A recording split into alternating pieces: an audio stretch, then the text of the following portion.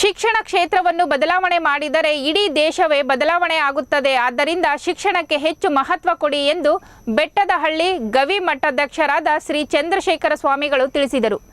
ಗುಬ್ಬಿ ತಾಲೂಕಿನ ಎಂಎನ್ ಕೋಟೆಶ್ರೀ ಮಲ್ಲಿಕಾರ್ಜುನ ಸ್ವಾಮಿ ಪದವಿ ಪೂರ್ವ ಕಾಲೇಜಿನಲ್ಲಿ ಹಮ್ಮಿಕೊಂಡಿದ್ದ ನಿವೃತ್ತ ಪ್ರಾಂಶುಪಾಲ ಬಸವರಾಜು ಅವರ ಬೀಳ್ಕೊಡುಗೆ ಸಮಾರಂಭವನ್ನು ಉದ್ಘಾಟಿಸಿ ಮಾತನಾಡಿದ ಅವರು, ಗ್ರಾಮೀಣ ಭಾಗದಲ್ಲಿ ಶಾಲಾ ಕಾಲೇಜಿನಲ್ಲಿ ಸಾಕಷ್ಟು ಉಪನ್ಯಾಸಕರು, ಶಿಕ್ಷಕರು ನಿವೃತ್ತಿಯಾಗುತ್ತಿದ್ದಾರೆ. ಆದರೆ ಸರ್ಕಾರ ಅವರ ಜಾಗಕ್ಕೆ ಶಿಕ್ಷಕರನ್ನು ನೇಮಿಸದೇ ಇರುವುದರಿಂದ ಸಾಕಷ್ಟು ವಿದ್ಯಾರ್ಥಿಗಳಿಗೆ ತೊಂದರೆಯಾಗುತ್ತಿದೆ. ಯಾವ ಸರ್ಕಾರವೂ ಸಹ ಶಿಕ್ಷಣ ಕ್ಷೇತ್ರದ ಬಗ್ಗೆ ಆಸಕ್ತಿ ತೋರುತ್ತಿಲ್ಲ. ಎಷ್ಟು ಕಾಲೇಜುಗಳಲ್ಲಿ ಶಿಕ್ಷಕರು ಇಲ್ಲದೆ ಮುಚ್ಚುವಂತಹ ಪರಿಸ್ಥಿತಿ ಎದುರಾಗಿದೆ. ಶಿಕ್ಷಣ ಮಕ್ಕಳಿಗೆ ಅವಿಭಾಜ್ಯ ಅಂಗ. ಶಿಕ್ಷಣ ಇದ್ದರೆ ದೇಶದಲ್ಲಿ ಎಲ್ಲೂ ಬೇಕಾದರೂ ಬದುಕನ್ನು ಕಟ್ಟಿಕೊಂಡು ಆರ್ಥಿಕವಾಗಿ ಇರಲು ಸಾಧ್ಯವಾಗುತ್ತದೆ ಎಂದರು. ಅವರಷ್ಟು ಕೆಲಸದವ್ರು ಯಾರು ಬಿಜೆಪಿಯವರು ಶಿಕ್ಷಣ ಕ್ಷೇತ್ರವನ್ನು ಹೊಲಸು ಮಾಡಿ ಹೋಗ್ತಿದ್ರು. ಆಮೇಲೆ ಈ ಕಾಂಗ್ರೆಸ್ನವ್ರಿಗೆ ಬಂದವ್ರೆ, ನೋಡೋಣ, ಅವ್ರಿಗೆ ಆಶಾಭಾವನೆ ಇದೆ. ನಮ್ಗೆ ಕಾಂಗ್ರೆಸ್ನವ್ರು ಬಂದು ಭವಿಷ್ಯ ಬದಲಾವಣೆ ಮಾಡ್ಬೋದು. ಯಾಕಂದ್ರೆ ಇಂದಿನವನ್ನ ನೋವನ್ನೆಲ್ಲ ನೋಡ್ಕೊಂಡಿದ್ದಾರೆ, ಎಲ್ಲ ಕಷ್ಟ ಸುಖಗಳನ್ನ ಅರ್ಥ ಮಾಡ್ಕೊಂಡಿದ್ದಾರೆ. ಅವರು ಬದಲಾವಣೆ ಮಾಡಬಹುದು. ಶಿಕ್ಷಣ ಕ್ಷೇತ್ರವನ್ನು ಬದಲಾವಣೆ ಮಾಡಿದ್ರೆ ದೇಶ ಬದಲಾವಣೆ ಆಗುತ್ತೆ. ಸಂಸ್ಕಾರ ಕೊಡೋ ಶಿಕ್ಷಣ, ಸಂಸ್ಕಾರ ಕೊಡುವಂತ ಕ್ಷೇತ್ರ ಯಾವ್ದಾದ್ರು ಇದ್ರೆ ಅದು ಶಿಕ್ಷಣ ಕ್ಷೇತ್ರ. ಅವ್ರು ಖಾಸಗಿಯವ್ರು ಕೊಡ್ಲಿ, ಸರ್ಕಾರ ಕೊಡ್ಲಿ, ಯಾರೇ ಕೊಡ್ಲಿ, ಶಿಕ್ಷಣನ ಸಂಸ್ಕಾರ ಬರೋದು ಅಲ್ಲಿಂದ. ಅದಕ್ಕೆ ಒತ್ತು ಕೊಡಬೇಕು. ಜನ ಸುಭಿಕ್ಷವಾಗಿರ್ಬೇಕು, ಜನ ಸೌಖ್ಯವಾಗಿರ್ಬೇಕು ಅಂದ್ರೆ ಸಂಸ್ಕಾರ ಬೇಕು. ಸಂಸ್ಕಾರ ಇದ್ರೆ ಮಾತ್ರ ಆ ಮನೆಯ ಕುಟುಂಬ, ಆ ದೇಶ, ರಾಜ್ಯ, ಆ ಗ್ರಾಮ ಚೆನ್ನಾಗಿರುತ್ತೆ. ಈ ಸಂಸ್ಕಾರ ಇಲ್ಲ ಅಂತಂದ್ರೆ, ಶಿಕ್ಷಣಕ್ಕೆ ಆದ್ಯತೆ ಕೊಡಲಿಲ್ಲ ಅಂದ್ರೆ ಸಂಸ್ಕಾರ ಇಲ್ಲ.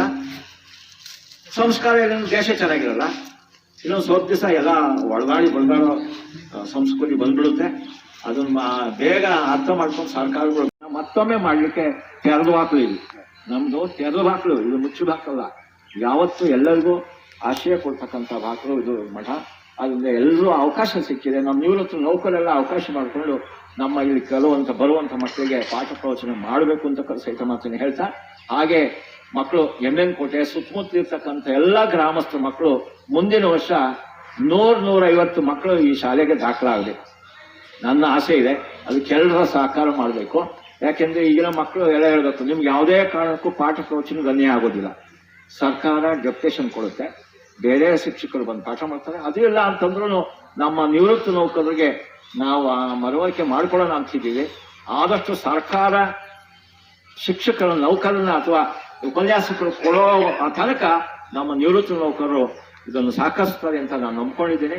ಅವಕಾಶ ಆಗ್ಬೋದು, ಸರ್ಕಾರ ಕೊಡ್ಬೋದು. ಈ ವರ್ಷ 2022ವರೆಗೂ ಕೊಡ್ತೀವಿ ಅಂತ ಅಂದ್ಕೊಂಡಿದ್ದಾರೆ.